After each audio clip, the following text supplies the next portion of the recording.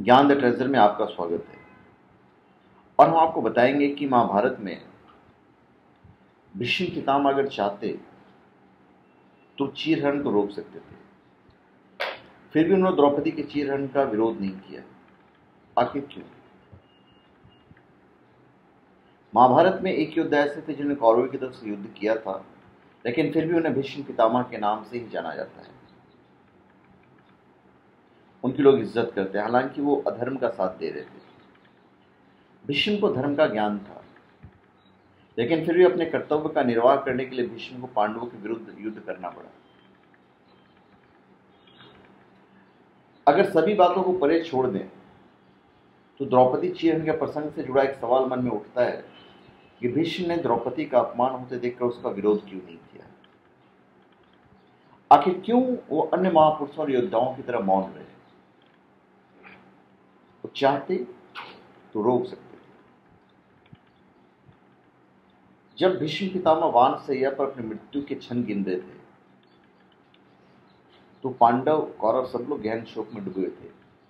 तभी भीष्म ने ये चीज बताई थी कि उन्होंने क्यों नहीं विरोध किया। आखिरी समय में सभी उपस्थित लोगों से अपनी जिज्ञासाओं को मिटाने के लिए कहा। सभी लोगों के प्रश्न पूछने के बाद द्रौपदी ने भीष्म से बड़ा ही मार्मिक प्रश्न पूछा और द्रौपदी ने कहा कि भरी सभा में मेरे चीरहरण का आपने विरोध क्यों नहीं किया, जबकि आप सबसे बड़े और सबसे सशक्त थे। तब भीष्म पितामह ने कहा कि मनुष्य जैसा अन्न खाता है वैसा ही उसका मन हो जाता है। उस समय कौरवों का अधर्मी अन्न खा रहा था, इसलिए मेरा दिमाग भी वैसा ही हो गया था। तब मुझे उस कृत्य में केवल खेल के नियम ही दिख रहे थे। नैतिकता, स्त्री सम्मान, लाज, लज्जा आदि शब्द मेरे दिमाग में नहीं थे। इसके अलावा मेरे ऊपर, उन्होंने कहा कि इसके अलावा मेरे ऊपर उनका अन्न खाने का ऋण था, इसमें विरोध नहीं कर सका।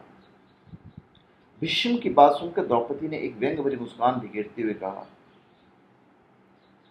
अधर्म के विरुद्ध बोलना सबसे बड़ा धर्म है और कर्तव्य है, इससे बड़ा कोई तप नहीं है।